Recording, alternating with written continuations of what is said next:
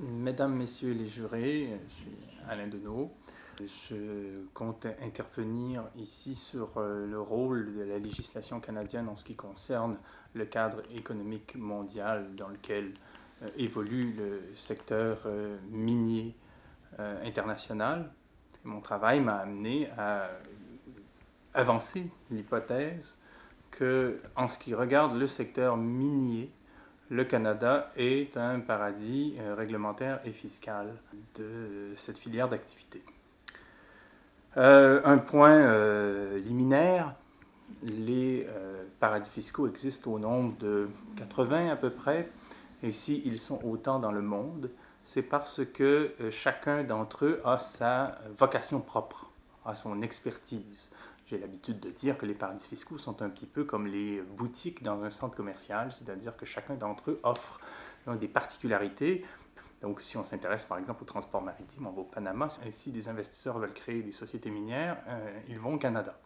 C'est-à-dire que dans ce cadre-là, le Canada sert de cadre réglementaire avantageux pour les investisseurs du secteur minier mondial.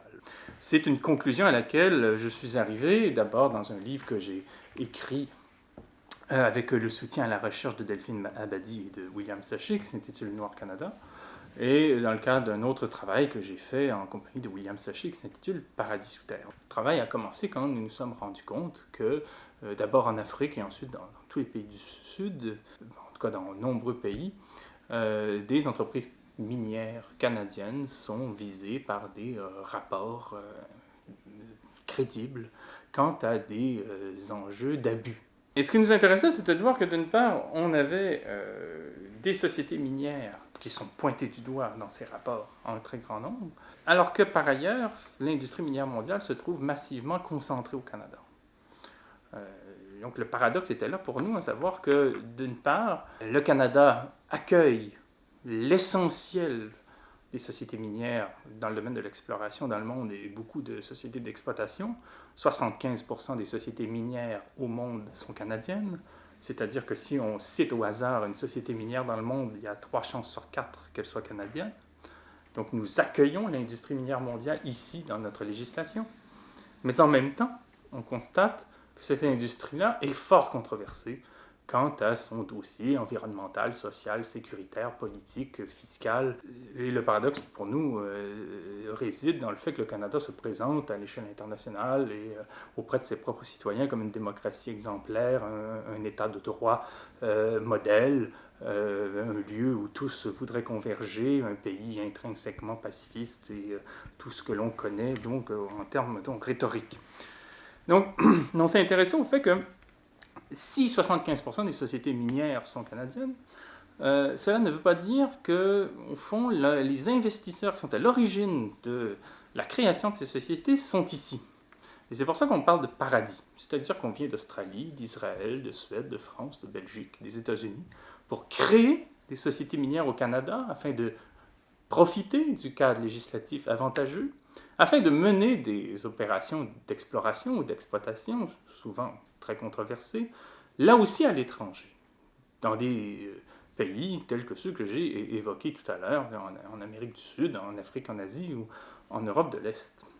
Et en travaillant sur ces points, j'en suis venu à m'expliquer le phénomène, c'est-à-dire la raison de cette attraction au Canada de l'industrie minière mondiale, en 6 points. Ces 6 points sont à penser conjointement pour, au fond, s'expliquer la raison de ce statut offshore, si on veut, qu'a acquis le Canada dans son histoire récente au regard de l'activité minière mondiale.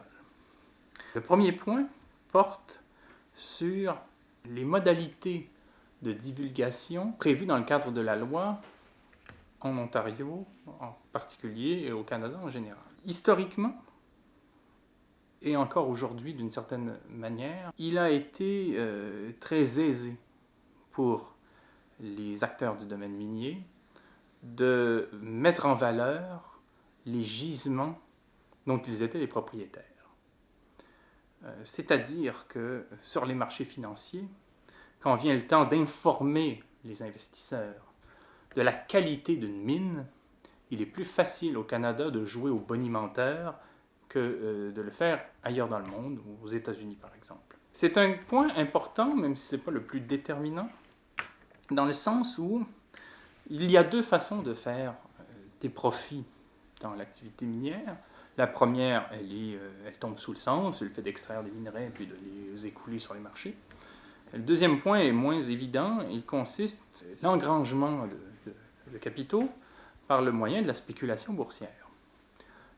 Cette deuxième méthode consiste à se porter acquéreur d'un gisement minier, de le faire évaluer par un cabinet de géologues à prétention indépendante, et au vu de bons résultats qu'on obtiendrait, à savoir que par exemple une mine de cuivre pourrait représenter des actifs de, disons, 500 millions de dollars si on les exploite sur tel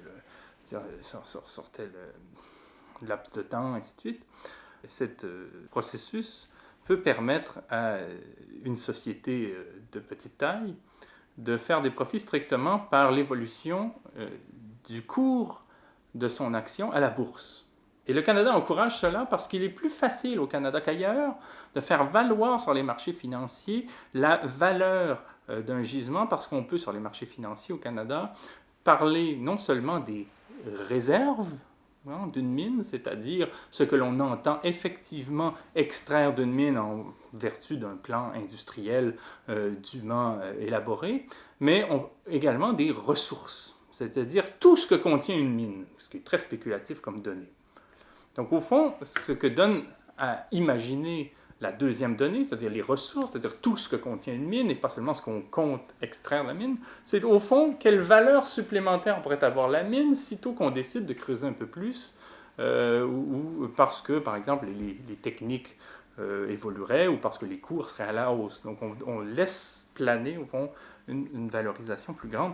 Et historiquement, le Canada a été très permissif. Aussi, on peut dire de la bourse de Toronto, et là je me réfère historiquement aux travaux de Christopher Armstrong, mais aussi à toute une documentation journalistique et universitaire sur l'enjeu contemporain. On peut dire de la bourse de Toronto, de la Commission sur les valeurs mobilières de l'Ontario, qu'elle ne confère pas de force de loi à sa réglementation. C'est-à-dire qu'on a des investisseurs aussi chevronnés que Claude Lamoureux ou d'autres, des chroniqueurs du Globe and Mail, par exemple, qui diront ouvertement qu'à la bourse de Toronto, les représailles sont de pure forme. Les condamnations qui visent des fraudeurs se font à huis clos. Très souvent, on règle hors cours des différends, de sorte qu'au fond, la réglementation qui existe n'est pas mise en application. Donc du coup, on est dans un univers boursier du point de vue de la réglementation qui est très permissif, de fait ou de droit. C'est le premier point. Le deuxième point qui est conjoint, mais il faut les penser ensemble, concerne l'investissement. Le Canada soutient par des programmes fiscaux, notamment celui des actions accréditives, l'investissement spécifique dans le domaine minier. Pour le dire autrement, la spéculation boursière au Canada est subventionnée. C'est-à-dire lorsque des investisseurs institutionnels, des fonds de retraite, des compagnies d'assurance, des fonds communs, des fonds de placement, ainsi de suite, placent leurs actifs dans des titres miniers, ils reçoivent de la part du gouvernement une compensation. Également, les entités publiques dans le domaine de la finance, ici au Canada, investissent beaucoup dans le secteur minier. Bon, la regrettée, ou pas tant regrettée, AGDI, par exemple, ou le Fonds des retraités du gouvernement fédéral, ou la Caisse de dépôt et de placement du Québec, par exemple, sont des instances qui investissent beaucoup dans le secteur minier. Le problème qui s'ensuit est de la nature suivante. Lorsqu'on est en présence d'un modèle pareil, on comprend que les investisseurs qui créent des sociétés minières au Canada, alors qu'ils sont à l'étranger, pour exploiter des mines qui sont également à l'étranger, mais sont dans d'autres pays, le font parce qu'il y a au Canada de la liquidité en abondance pour financer des projets miniers. C'est ce qui explique, je le répète, que 75% des sociétés minières mondiales sont ici et qu'elles sont utilisées essentiellement pour exploiter, pour aller chercher les capitaux qui sont disponibles afin de financer des projets ailleurs. C'est comme si à Toronto, il y avait un pipeline d'argent qui part de la bourse pour arroser en flux financier des projets miniers controversés le plus souvent. ou trop souvent en tous les cas.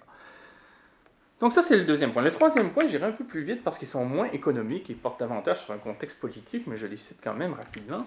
Le troisième point porte sur la diplomatie. Lorsque sur place, dans les projets d'exploration et d'exploitation, les choses vont mal, et malheureusement, elles vont souvent mal. Quand il y a des tensions, des phénomènes de pollution massive, d'atteinte à la santé publique, même des guerres civiles ou des guerres ouvertes entre États, lorsque les choses tournent au vinaigre, ou lorsqu'il faut exproprier des populations ou aménager le territoire de façon à satisfaire les attentes de sociétés minières canadiennes sur place, la diplomatie canadienne met sous pression les autorités locales. C'est-à-dire que la diplomatie canadienne se présente dans les pays du Sud comme, au fond, un lobby minier officieux, soutenant les attentes, les intérêts et les desiderata de sociétés minières présentes sur place. Et c'est ce qui explique aussi, on pourrait y revenir dans un autre contexte, mais que des codes miniers outrancièrement avantageux pour l'industrie minière soient apparus par métastase comme ça à l'identique dans les années 1990-2000 dans différents pays du Sud, lesquels codes miniers ressemblent drôlement à celui qu'on a au Québec, qui est une sorte de modèle colonial, étant donné notre histoire coloniale.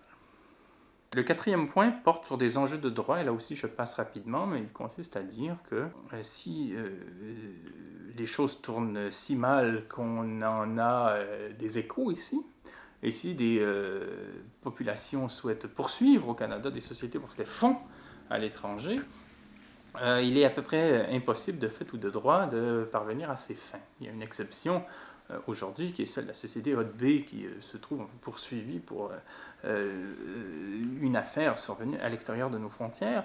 Il reste que, traditionnellement, au Canada, au vu de notre jurisprudence, de notre droit ou de pratiques judiciaires diverses, qu'on invite les demandeurs à déposer des plaintes, par exemple en Amérique du Sud, alors qu'on sait que dans les pays sud-américains, ce sont souvent les manifestants qui sont condamnés dans les tribunaux, au pénal parfois, pour sédition, pour différents chefs d'accusation frivoles, et qu'en Afrique, il n'y a tout simplement pas d'institutions publiques capables d'accueillir de telles plaintes. C'était le quatrième point. Le cinquième point, je passe encore plus rapidement, mais il consiste à dire qu'ici au Canada, il est très difficile pour les citoyens s'il est difficile pour les citoyens de poursuivre les sociétés minières pour ce qu'elles commettent à l'étranger, il est très facile pour les sociétés minières de poursuivre les citoyens qui les critiquent. Bon, et donc il y a tout ce problème, au fond, de la hiérarchie des droits chez nous. Je cite le professeur de droit Pierre Trudel de l'Université de Montréal, qui explique que dans la hiérarchie des valeurs juridiques chez nous, la réputation vient avant l'expression. C'est-à-dire que les tribunaux ont tendance, dans notre système légal, à défendre davantage le droit à la réputation de grandes entreprises, par exemple, que la liberté d'expression de journalistes, de citoyens, d'intellectuels et autres. Et enfin, il y a un réel programme de marketing et de propagande, de relations publiques qui prévaut au Canada pour faire valoir le bien fondé des projets miniers à l'extérieur de nos frontières. Donc ce serait, disons, comme cela que je proposerais une circonscription du problème. Je finirai par la mention d'une mesure à l'échelle nationale, une directive nationale qui porte sur la divulgation d'informations sur les marchés financiers au Canada. Et je me référerai pour le détail au livre Paradis sous terre que je dépose au tribunal, à savoir qu'au Canada, si une société, et cela résume l'ensemble de la situation, au Canada, si une société inscrite ici, en bourse, ou qui a son siège social ici, si une telle société, à l'extérieur de nos frontières, est impliquée dans des cas graves de corruption politique, d'atteinte à la santé publique, de pollution massive, en quoi que ce soit qui puisse vraiment perturber l'ordre public et les économies locales, cette société-là doit impérativement faire état de son implication dans un tel contexte seulement si c'est de nature à affecter la valeur de l'action. Autrement dit, nos lois, en matière de divulgation d'informations en ce qui concerne les droits humains, ne visent qu'à la défense et à la protection des actionnaires, ce qui est vraiment de l'ordre d'une législation offshore. Aussi, on constate qu'à chaque fois que des institutions internationales ou des organisations internationales comme l'OCDE, l'Organisation pour la coopération et le développement économique, une organisation de pays riches, hein, quand cette organisation-là demande des comptes au Canada, parce que le Canada s'est engagé depuis plus de 10 ans à poursuivre des sociétés inscrites chez elles dans des affaires potentielles de corruption à l'étranger, lorsque l'OCDE demande des comptes au Canada quant à cette position, elle constate dans ses propres rapports que le Canada n'a poursuivi en 10 ans qu'une société minière.